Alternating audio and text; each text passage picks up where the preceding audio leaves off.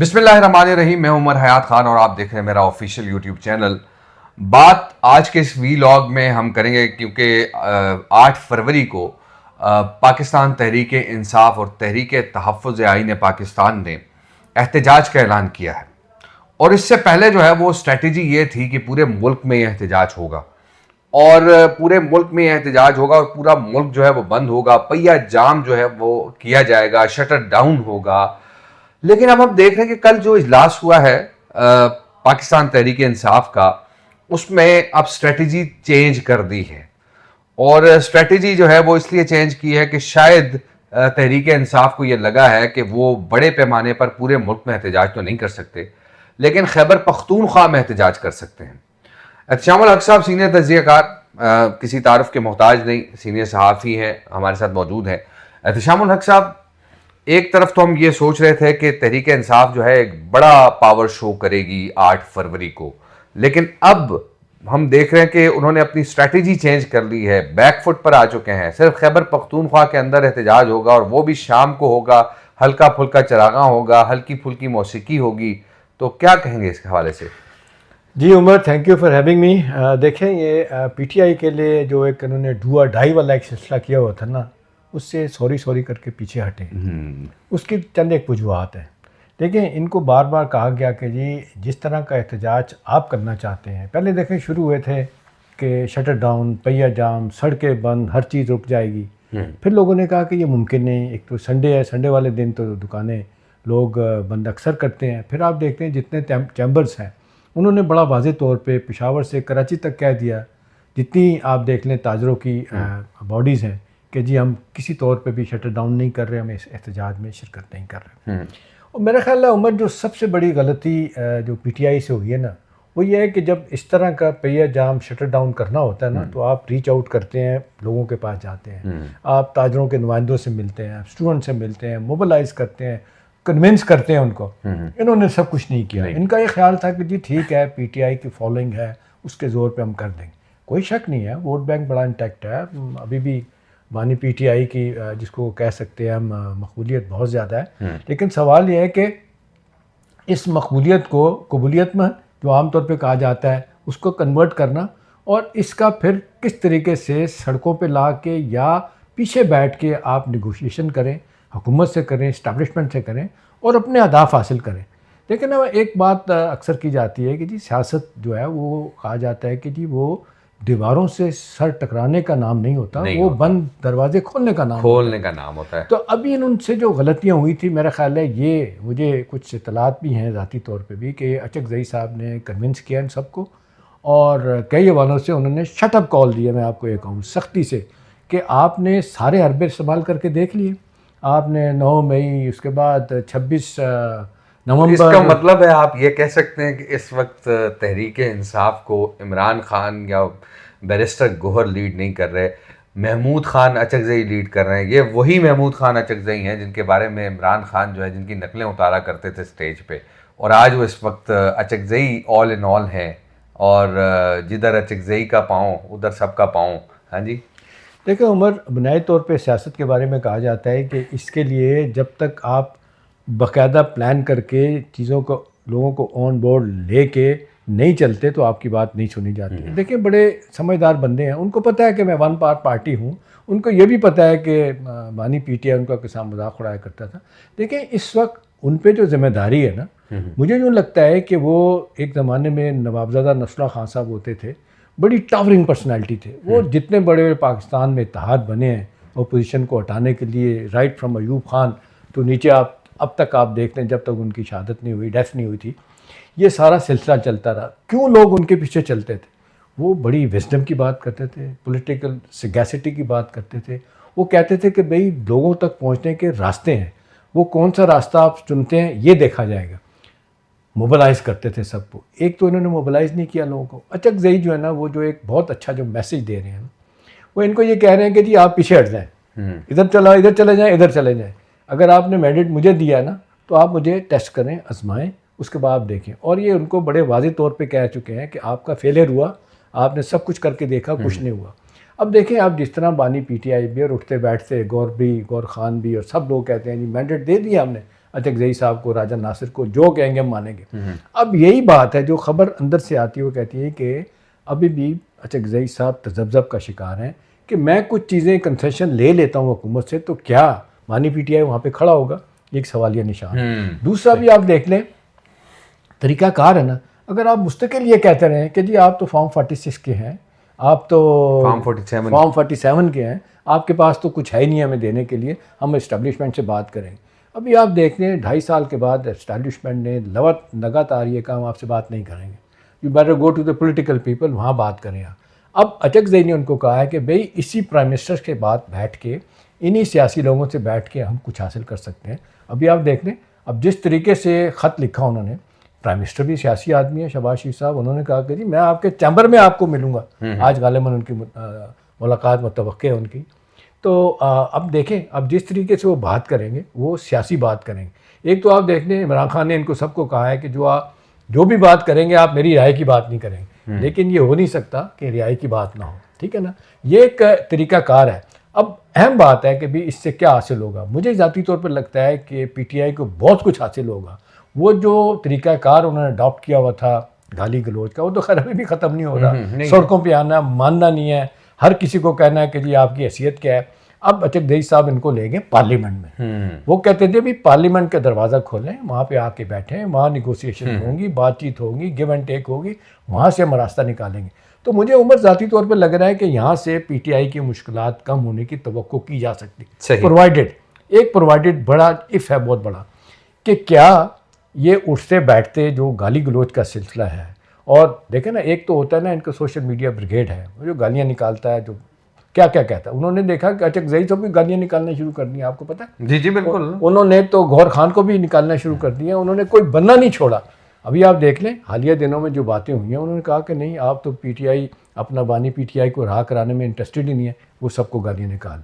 एक ये है कि जी जो पार्टी के लोग हैं, अब शफी जान जैसे लोग हैं, अभी आप देख लें वो गाली नहीं निकालता, लेकिन जितनी सख्त गुफ्तगू करता है, जिस कदर वो ऐसी जिसको कहते हैं विशेष अंदाज में गुफ्तगू करता है कि हम किसी को नहीं मानते। मरकज मतलब ये शॉर्ट ऑफ सेइंग दिस कि जी आपका हमारा तलब की वास्ता कोई नहीं, हम खुदा ना खास्ता ये हम आज़ादी की तरफ जाएँ, लहद की तरफ जाएँ, उससे शॉर्ट ऑफ दैट वो कहता है कि जी हम आपकी बात नहीं सुनेंगे।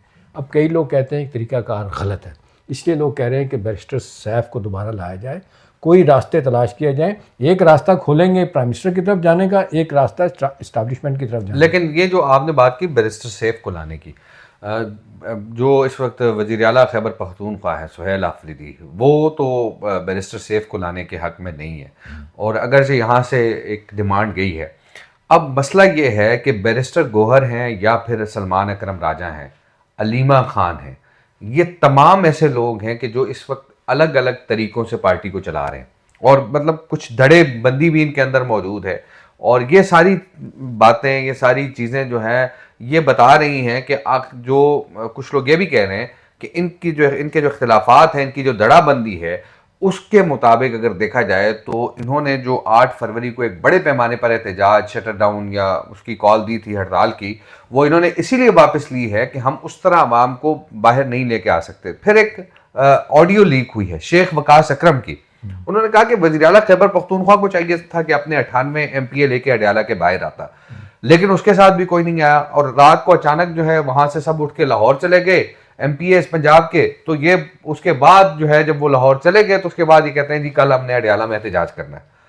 तो ये पार्टी के अंदर जो है वो डिवीजन है, रिफ्ट है, जिसकी वजह से लोग ये भी कहते हैं कि ये पॉसिबिलिटी इस वजह से नहीं हो सकी कि एक बड़े पैमाने पर एहतजाज को एक छोटे पैमाने पर एहतजाज में कन्वर्ट कर दिया गया, और जो एक एस्टेब्लिशमेंट के साथ जो बातचीत, वो तो अब भी वही नज़र आ रहा है। आज महमूद खान अचकज़ई ने सुप्रीम कोर्ट में बड़े सख्त अल्फाज इस्तेमाल किए, ख़ास तौर पर एस्टेब्लिशमेंट के हवाले से। तो ये तो चीज़ें जो हैं वो शायद उस तरह मामूल पर ना आए। देखो Umar, it is one of the major reason PTI could not get any relief. उसकी वजह ये थी कि इनके जो आप बात कर रहे हैं इख्तलाफात, हर काडर में इनके इख्तलाफात। पॉलिटिकल कमेटी आप देख लें, 40 मेंबर कमेटी थी, उसको कम करके लेके आए 23 मेंबर कमेटी पे, हार्ड लाइनर को साइड लाइन किया गया। हर वक्त उनके इख्तलाफात होते रहते हैं। आपको भी पता है, मुझे भी पता है कि पार्लिमानी पार्टी में जब मीटिंग होती है इनकी लड़ाई होती है, एक दूसरे को एक्यूज़ कर रहे होते हैं, लान तान हो रही होती। इनकी फिर कोर कमेटी देख लें, वहाँ इनके इख्तलाफात। फिर आपने देखे पंजाब की सतह पे इनके अख्तिलाफ़ात हैं, फिर आप देखने पार्टी की डिवीजन सतह पे इनके अख्तिलाफ़ात। अभी एक चीज़ जो एक एलिमेंट नज़र आ रहा था ना, जो वो कहते हैं ना हार्ड लाइनर में सलमान अकबर राजा थे, उन्होंने भी हाथ उठा दिए। देखिए, एक तो वो ये बार बार बात कर रहे हैं कि जी ठीक है, आप कहते हैं जी इनकलाब लेके आए। उन्होंने तो बड़ा उनका मशहूर जुमला हुआ, आपने देखा होगा, वो कहते हैं कि भाई जिस तरह का आप क्या चाहते हैं कि इनकलाब ऐसा हो कि मैं घोड़े पे सवार होके तलवार लहराता हुआ आऊँ और मैं दरवाजे तोड़ दूँ, अडाला जेल के और बानी पीटीआई को रहा करा लूँ, ये नहीं हो सकता। दूसरा, उन्होंने बड़ा वाज़ेह तौर पे कहा, आई एम ग्लैड कि उन्होंने ज़मीनी हक़ाइक़ को समझा। वो वकील हैं लेकिन सियासतदान नहीं है। उनका ये कहना कि भाई इनकलाब के लिए 20,000 10,000 बंदों से बात नहीं बनेगी, 10 लाख बंदे लेके आएंगे, सड़क पे बात हो। एक तो ये तय हो गई कि लोग सड़कों में तैयार आने के लिए तैयार नहीं। पीटीआई के हर सतह के लोग जो हैं वो ये कहते हैं कि जी ठीक है वोट डाल देंगे। उसकी वजह यह है कि अभी आप देख लें, खुद इनके लोग कहते हैं कि जी 52,000 FIR हम पे है, 22 लाख लोग अभी भी हमारे जेलों में। खैर ये तो एग्जेजरेशन है, ये उनकी तरफ से 22 लाख अफराद, नहीं 22 लाख नहीं, सॉरी 22,000 मतलब 52,000 FIRs हैं और 22,000 बंदे हमारे जेलों में। अच्छा, ये नहीं है कि पीटीआई के लोग निकले नहीं थे, पीटीआई के लोग निकले थे, 24 नवंबर को निकले थे, लेकिन उनकी जो क़यादत थी वो उनको सड़कों पर बेयार मददगार छोड़ के निकल गई। देखिए 2 दफ़ा हुआ है। हाँ, 2 दफ़ा हुआ। आखिरी दफ़ा आपने देखा बुशरा बीबी जब आई हैं, अब सबको पता है पुरानी बात हो गई है, आने की कोशिश की, क्या हुआ उस हम बहस में नहीं जाते, लेकिन एक लफ्ज़ उन पर लगता है कि उनका एहतजाज नाकामी की तरफ उनको लेके गया, उनको बहुत इसका नुकसान हुआ। अभी लोग कहते हैं कि जी हमने कुर्बानियाँ दी, शहादतें हुई, कुछ नहीं हुआ। फिर एक बात जो आप उम्र उठते बैठते सुनते होंगे कि एक बड़ा वेस्टेड, बड़ा प्रोफाउंड इंटरेस्ट है सियासी लोगों का पीटीआई के, कि बानी पीटीआई जेल में रहें, हम बाहर बैठ के मज़े लेते रहे। अब एक ये उनकी तरफ से कहा जाता है, यही वजह है कि उनकी सोशल मीडिया भी, उनकी ब्रिगेड उनके पीछे पड़ी रहती है। अभी एक बात सोचने वाली है कि जी अब ये 8 फरवरी की कॉल देने के बाद जिस तरीके से हर सतह से पीछे हटे हैं, अब ये कहना है कि जी आप घरों में बैठे हैं, बस ठीक है, खामोशी से एहतजाज करें, ये क्या है? ये साइन ऑफ वीकनेस है। इनको साइन ऑफ स्ट्रेंथ के साथ जाना चाहिए था, वो नहीं गए। वो उसी सूरत में हो सकता था कि ये एक पॉलिटिकल रास्ता इख्तियार करते, पार्लियामेंट का रास्ता नहीं इख्तियार किया। अभी आप देख लें ओपोजिशन की कितनी जमातें हैं, इनको साथ मिलाने की बात है, किस तरीके से मौलाना फजल रहमान साहब साइड लाइन हो गए। आखिरी इत्तलात यही है कि एक दफ़ा फिर मुलाकात करने की कोशिश कर रहे हैं, अचकज़ई साहब उनको ऑन बोर्ड ले आए। उन्होंने उनको कहा है कि भाई मैं तो भुगत चुका हूँ, मैं तो एतबार नहीं करता इनकी क़यादत पे कि मैं कोई अंडरटेकिंग ले लूँ तो ये कायम रहेंगे। अचकज़ई साहब का भी यही ख्याल है। इसी तरह आप देख लें बाकी सतह की जो लीडरशिप है, जमात इस्लामी इनके साथ आई थी जलसे जुलूस में, आयन वक्त पे उन्होंने कहा हम नहीं आपके साथ जाते, ठीक है, वो पीछे हट गए। और उनके साथ कौन?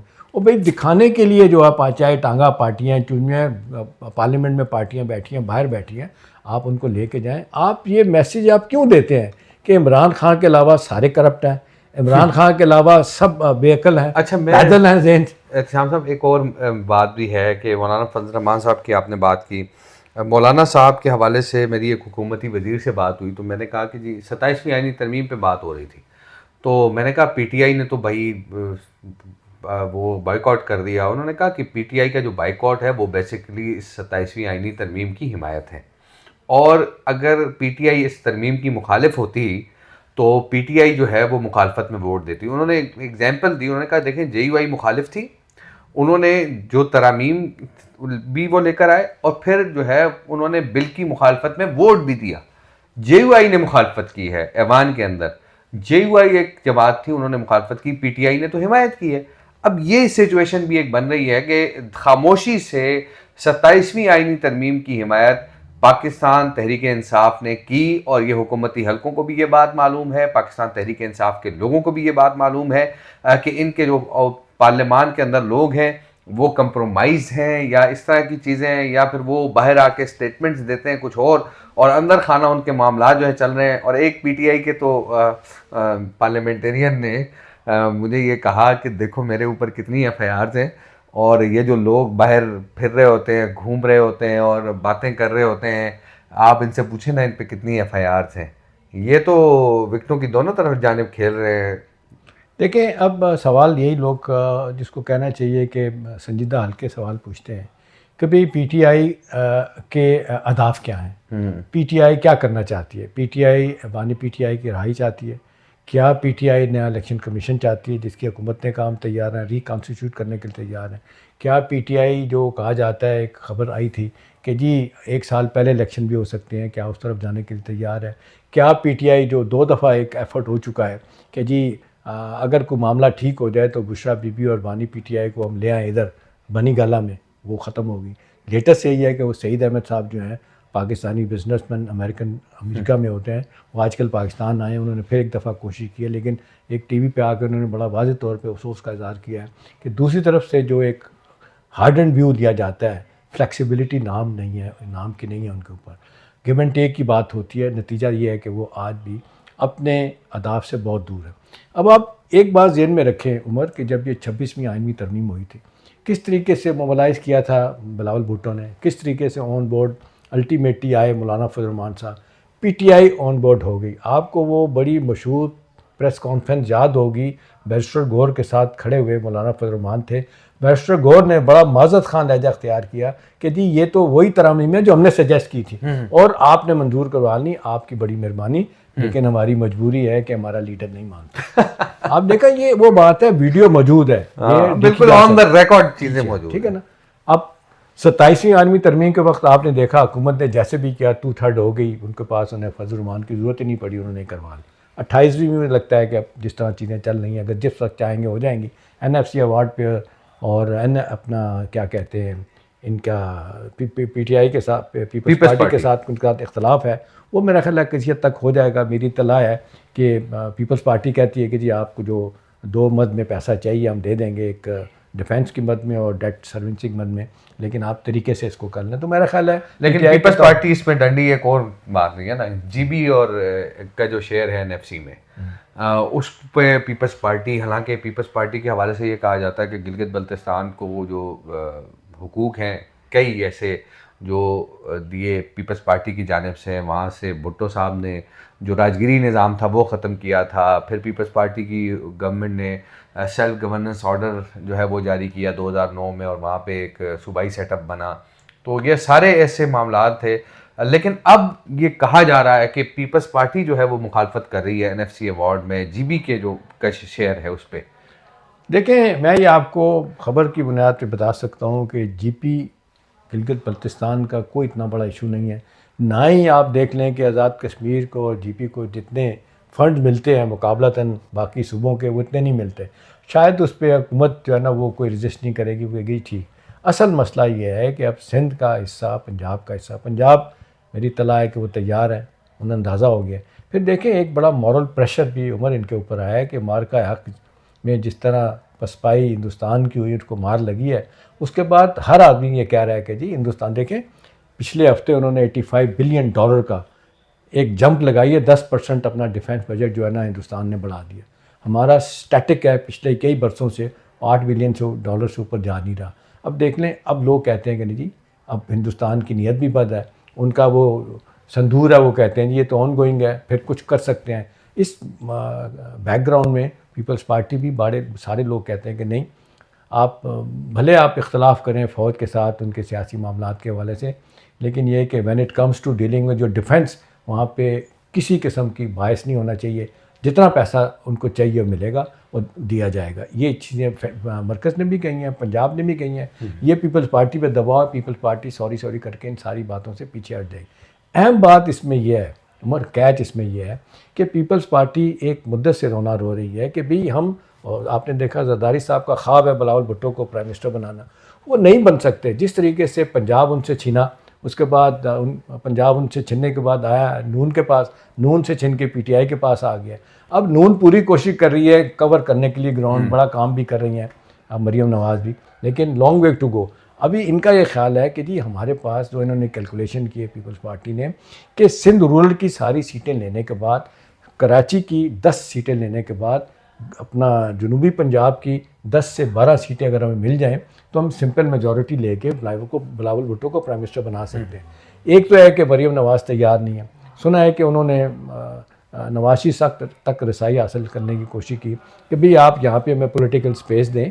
अभी पहले तो थोड़ा बहुत उन्होंने अकोमोडेट कर लिया, वो जो पोस्टिंग ट्रांसफ़र थी उसमें कर दिया, कुछ वो कहा जाता है कि जी कुछ थोड़ा बहुत और शेयर जो बढ़ाना था उनको देने के हवाले से MNAs MPOs को उनके फंड्स हुकूमत ने बढ़ा दिए पीपल्स पार्टी के, लेकिन इस तरफ नहीं आ रहे। तो एक तो ख्वाब जो पीपल्स पार्टी की उम्र पूरा होता नज़र नहीं आ रहा, लेकिन दूसरी तरफ नून वाले भी अब बैठे हैं, नवाज शरीफ साहब बेटी को तैयार कर रहे हैं नेक्स्ट प्राइम मिनिस्टर के लिए। अगरचे मेरा नहीं ख्याल कि इतने आसानी के साथ ये हो सकता है।